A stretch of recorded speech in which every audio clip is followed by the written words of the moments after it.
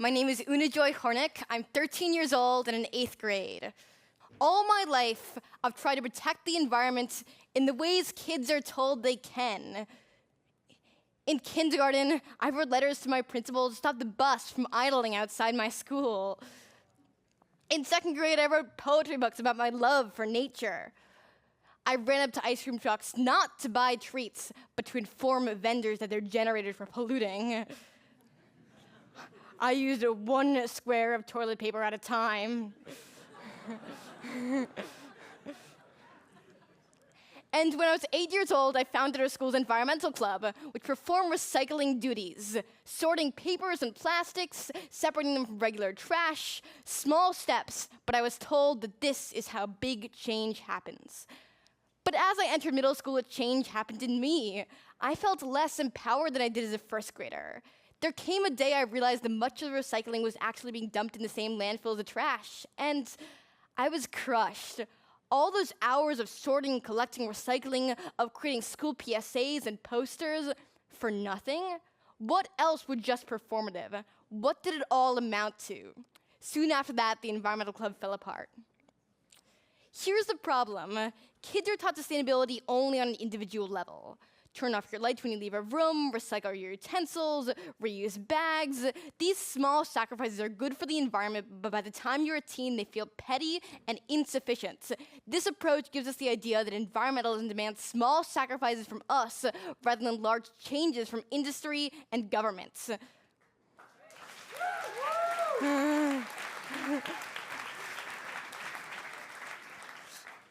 Instead of an emphasis on personal sacrifice, why not make the powers that be accountable? Why not take collective action? Why not find paths for kids to participate in the system transition? Instead of just riding our bike to school, why not get our cities to convert all school buses to electric? Instead of just turning off our lights when we leave a room, why not get all big buildings switched to LEDs? But how can we help do this? Luckily for me, I go to a school that teaches debates. I fell in love with the idea of learning about and tackling big issues through civil, structured discussion. And that's why I realized that kids can address the environmental crisis through civics, and more specifically, eco-civics.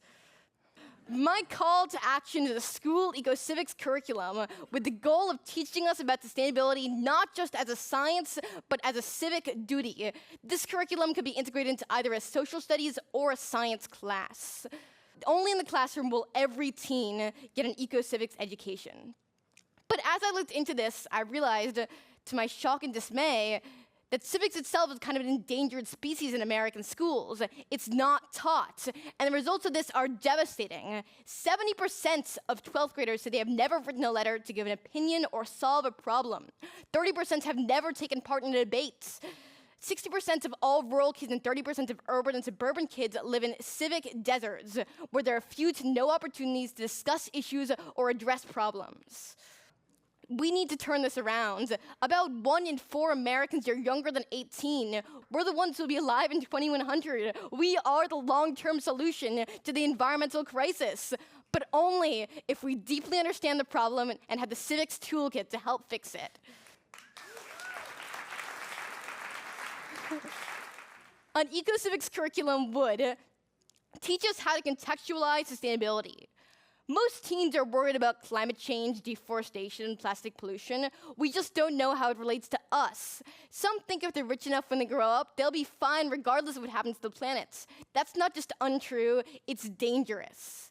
We need to learn about the big picture of the environmental crisis, how everyone, regardless of race, ethnicity, income, gender, geography, is affected, how it affects everyone's water and food supply and health, how it destabilizes societies and economies. Eco-civics means including everyone in environmental decisions because everyone is impacted.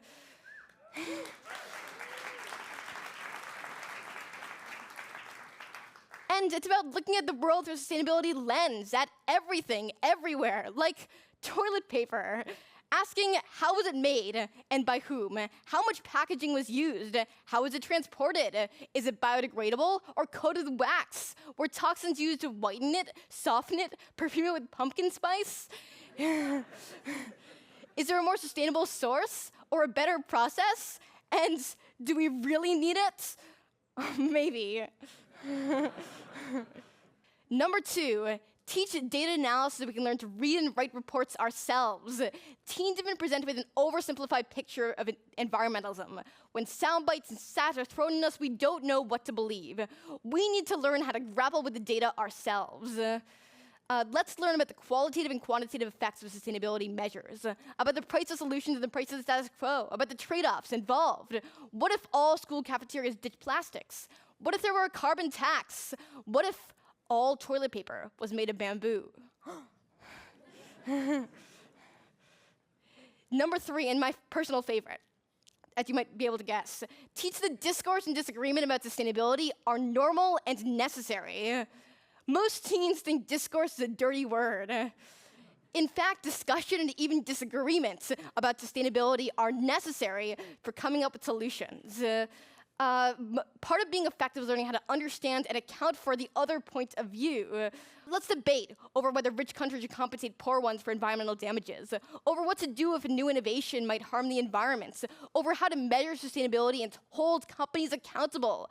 We're not too young for this discourse. Number 4, teach us how to make government accountable. We need to learn how the government works, how bottom-up change meets top-down change, how to make things happen inside the formal political process as we grow up, how to find support candidates who prioritize sustainability, and how to take our ideas to those leaders to affect change in our own community.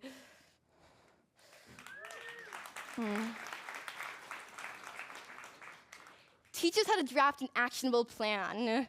Let's learn about how to come up with real solutions, rather than just complaining. An eco-civics curriculum would teach us how to research and prepare a plan. For example, when I wanted to replace plastic cups and cutlery at my school, I went onto Alibaba to find affordable alternatives, calculated the costs, and made a spreadsheet and a presentation. It helped. Our cafeteria eventually became more sustainable. Inspire us with examples of teens making real environmental impact and teach us how they did it. The student group working to grow a billion oysters to restore New York Harbor. The town where kids banned styrofoam. The teens planting millions of trees around the world.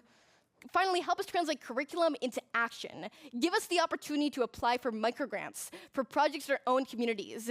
Even a few $1,000s could go a long way. Let's partner with fabulous civic education groups like EarthForce, which also funds student projects. And give us recognition. Let's have a platform to earn awards and national acclaim for projects that make a difference. I've had so much fun participating in National History Day with contests at the city, state, and national levels. We need an eco-civics day.